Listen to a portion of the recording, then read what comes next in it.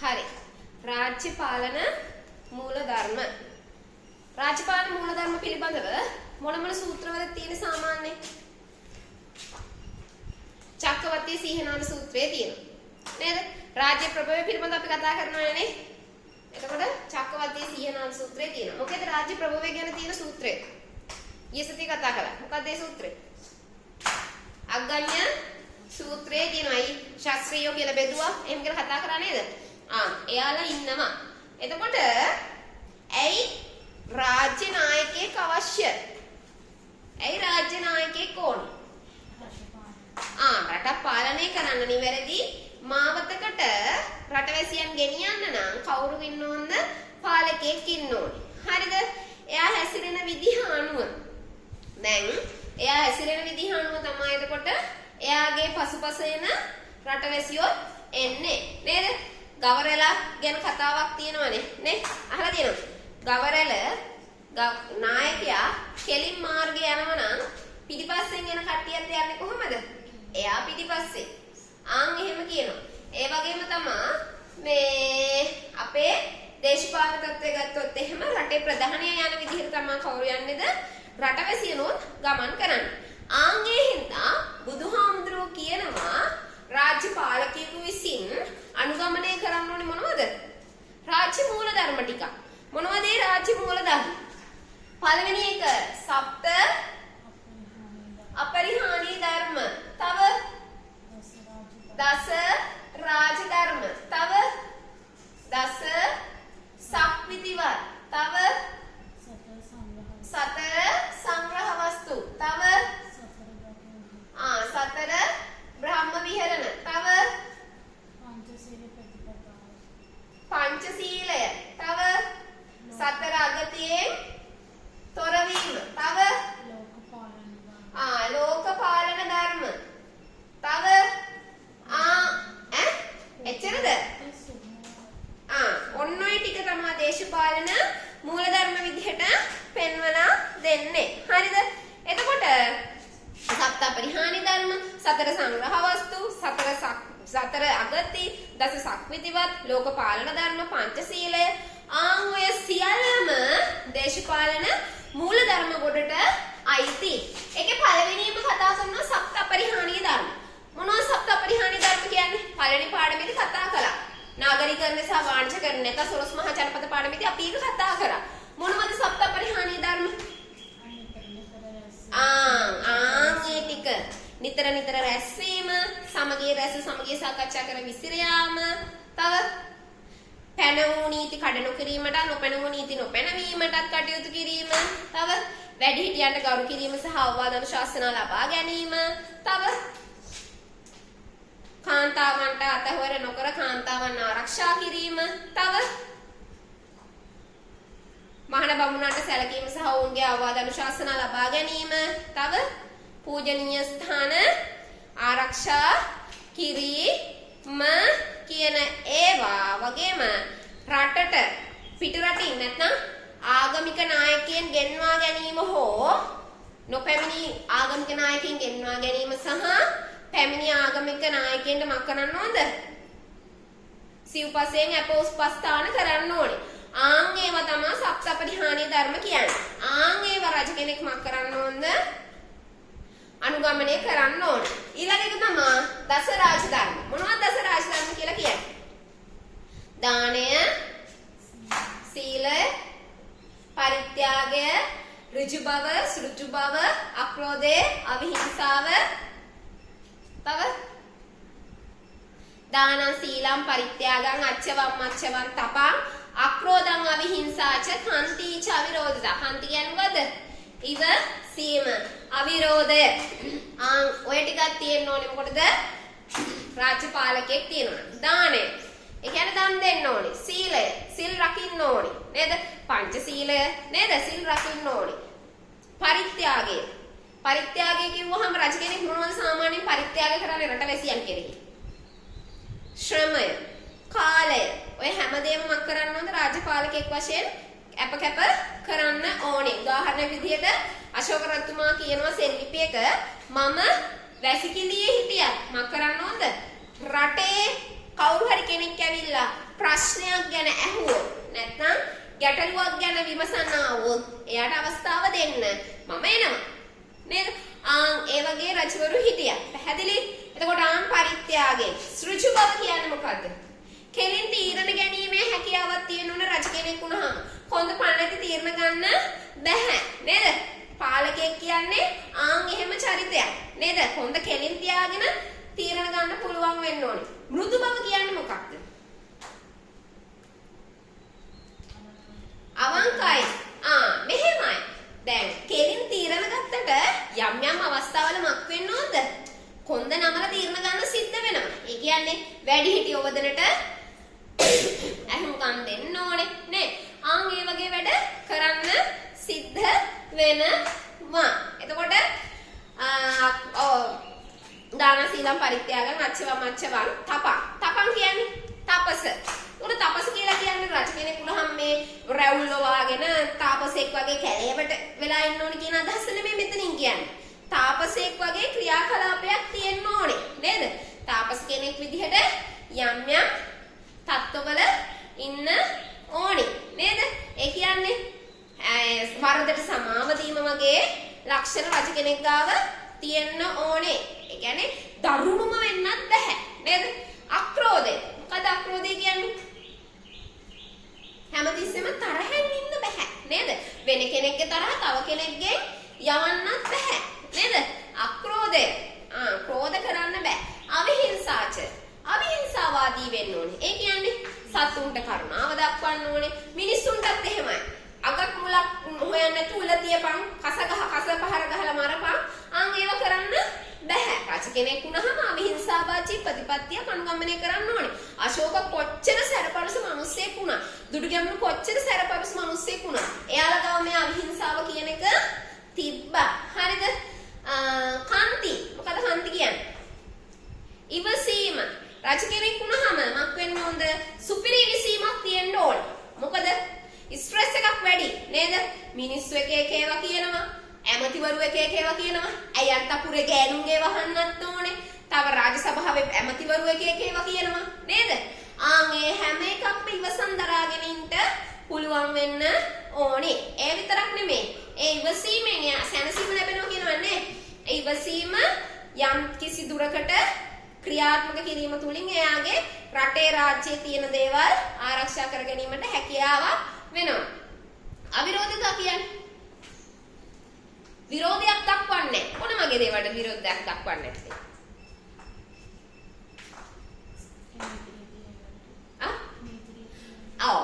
නීති රීතිය අවිරෝධයක් දක්වන්නේ නැහැ. මොකටද? කවුරු හරි අන් මතයක් ඉදිරිපත් කරාම මේක හොඳයි නම් එයා ඒක බාර ගන්න ඕනේ. ඒ වගේම තමයි නීති රීති ක්‍රියාත්මක කරද්දී තමන්ගේ නෑයෝ, මගේ නෝනා, මගේ මස්සිනා එහෙම කියලා chance දෙන්නේ නැහැ. වැරද්ද නම් වැරද්ද. අවිරෝධයකින් තොරව මක් වෙන්න ඕනද? ඒ වැරද්දට එයාට දඬුවම දෙන්න chance එකක් හදලා දෙන්න ඕනේ. ඒක තමයි අවිරෝධය කියලා කියන්නේ. ඔය කතා කළේ මොනවද? දස සප්විතිවත්මයද යා? සප්තපරිහාර ධර්මද මේ 10ක් කතා කරේ. දස රාජධර්ම සප්ත කිව්වම 7යි තියෙන දස රාජධර්ම තමයි ඔය කෙටි ඒවට. හරිද? මොනවද දස සප්විතිවත් කියන්නේ? රජ කෙනෙක් විසින් අනිවාර්යයෙන්ම අනුගමනය කළ යුතු කරුණු තමයි දස සප්විතිවත් කියලා කියන්නේ. මොනවද සප්විතිවත්?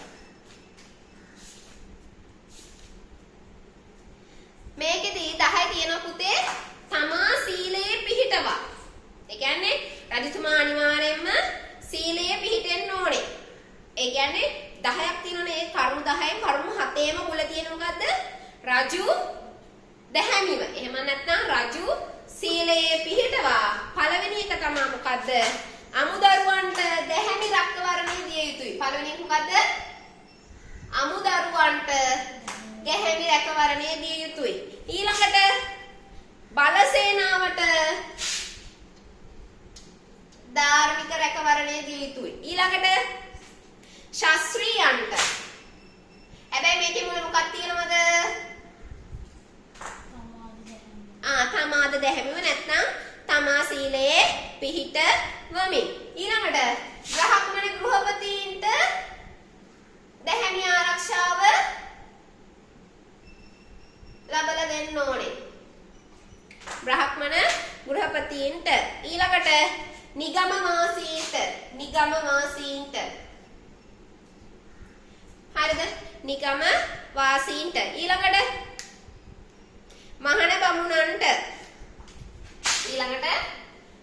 බමුණන්ට කීයක් තියෙනවද දැන් 6යි තව කීයක් ඕනද 10ක් වෙන්න 4ක් තියෙන්න ඕනේ ඊළඟට සිව්පාවුන්ට සහ පක්ෂීන්ට මොකුණ්ඩද සිව්පාවුන්ට සහ පක්ෂීන්ට මක් වෙන්න ඕනද දැහැමි රැකවරණය සපයන්න ඕන මෙන්න මේ හත ඉස්සරහම අනිවාර්යෙන් වෙනවා මොකද රජු සීලේ පිහිටවමින් කියන එක ඊළඟ එක තමයි ධනෙ නැති අයට ධනෙ දිය යුතුයි මොකද්ද ධනෙ නැති අයට ධනෙ දිය යුතුයි ඊළඟ එක තමයි අපරාධ මර්ධනය කිරීම දැහැමිව අපරාධ මර්ධනය කරන්න පුළුවන්ද ආන් ඒක තමයි ඒකේ අර අනිත් හතේ තිබ්බ මුල් කෑල්ල මේකේ නැත්තේ ඊළඟට සිල්වත් මහණ බමුණන්ගේ උපදේශ පිළිපදින්න ඕනේ සිල්වත් මහණ බමුණන්ගේ මොකද්ද උපදේශ පිළිපදින්න ඕනේ ඕවා තමයි පුතේ මොනවද දස සක්විතිවත් මේ දිගට තියෙන ඒවා මොකද්ද සක්විතිවත් කොටට තියෙන ටික මොකද්ද දස රාජධර්ම හරිද කොටට තියෙන ටික රාජධර්ම දිගට තියෙන ඒවා සක්විතිවත් මොනවද සතර සංග්‍රහ වස්තු දානය ප්‍රිය වචනය අර්ථචර්යාව සමානාත්මතාවය දානය දන් දෙන්න ඕනේ නේද කාටද රටවැසියන්ට වෙන්න පුළුවන් සත්තුන්ට වෙන්න පුළුවන් ඇමතිවරුන්ට වෙන්න පුළුවන් නේද සාමාන්‍ය මිනිස්සුන්ට වෙන්න පුළුවන් බ්‍රහ්මණ ගෘහපතීන්ට වෙන්න පුළුවන් නේ ආන්දම් දෙනවා කෑම විතරක්ම නෙමෙයි ඇඳුම් පැළඳුම් වෙන්න පුළුවන් රටේ ආර්ථිකය ශක්තිමත් කරන්න අවශ්‍ය බීජ වර්ග වෙන්න පුළුවන් පොහොර වර්ග වෙන්න පුළුවන් ආන් දෙනවා දන් දෙනවා ඊට පස්සේ ප්‍රිය වචන මොනවද ප්‍රිය වචන කියලා කියන්නේ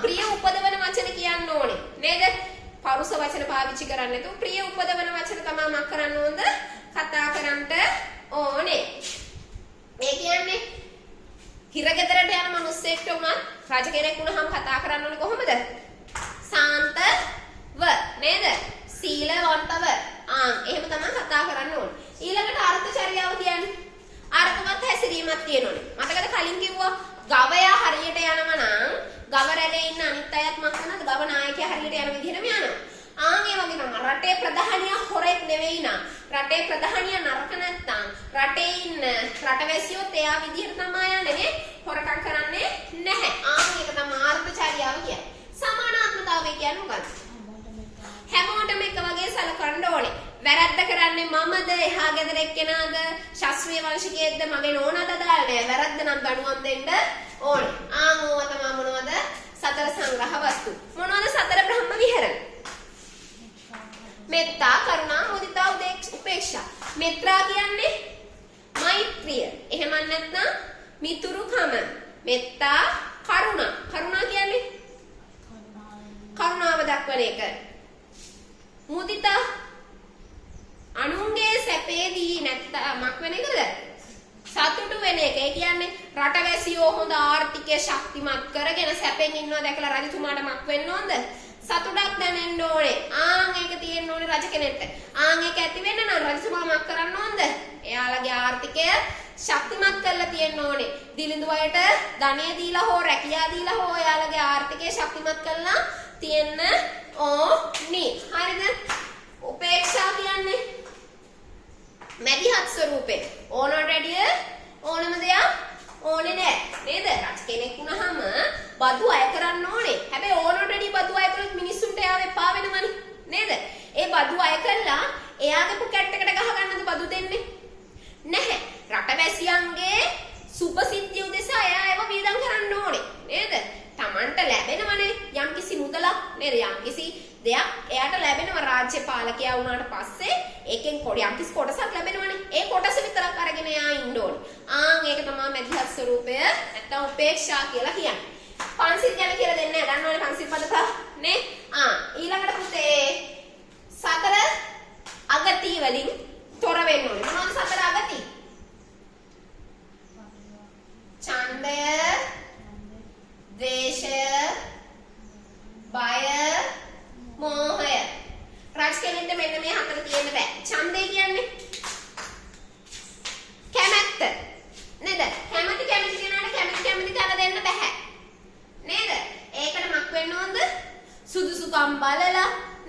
එයාගේ හැකියාවන් බලලා තමයි මම කරන්න ඕනේද?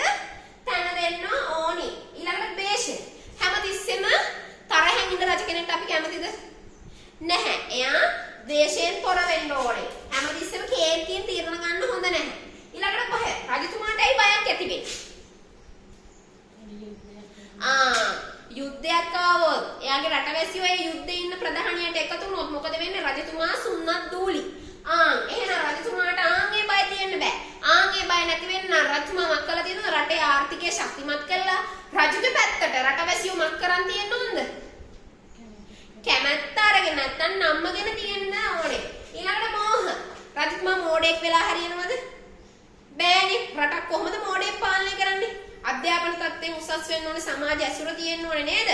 ඒ හැම දෙයක්ම තියෙන්න ඕනේ. මොනවද ලෝකපාලන ධර්ම කියලා කියන්නේ? හිරි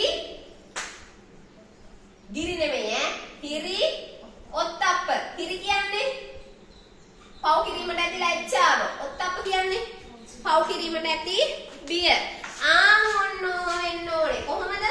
පාලකයෙක් වුණාම පව් කරන්න බෑ. පව් කරන්න ලැජ්ජාවක් තියෙන්න ඕනේ. පව් කරන්න බියක් තියෙන්න ඕනේ. පව් කරන්න ලැජ්ජ වෙන්නේ මම මෙන්න මෙහෙම පවක් කළොත් රටවැසියෝ මට hina වෙයි. නේද? රටවැසියෝ මට ලැජ්ජ කරાવી. ඒ බය තියෙන්න ඕනේ. ඊළඟට ඔත්තප්ප කියන්නේ බය. හිරි කියන්නේ ලැජ්ජාව. ලැජ්ජාවක් තියෙන්න ඕනේ. හරිද? බයක් තියෙන්න ඕනේ. මොනවද? මම මේ වැරද්ද කළොත් මට මොනව වෙයිද? ඒ බය තියාන තමයි වැඩ කරන්න ඕනේ. ඒ දෙක නැතුව රාජපාලකයට පුළුවන් ද ආර්ථිකය ශක්තිමත් කරන්න? බෑ. හරි දේශපාලන සංස්කෘතිය ගොඩනගා ගන්න පුළුවන්ද? බෑ. එහෙනම් රාජපාලකයෙක් වුණාම අනිවාර්යෙන් මෙන්න මේ කරුණු ටික මක් කරන්න ඕනද? අනුගමනය කරන්න ඕනේ. මොනවද ඒතකොට රාජපාලකයේ සතු තියෙන මූලධර්ම ටික?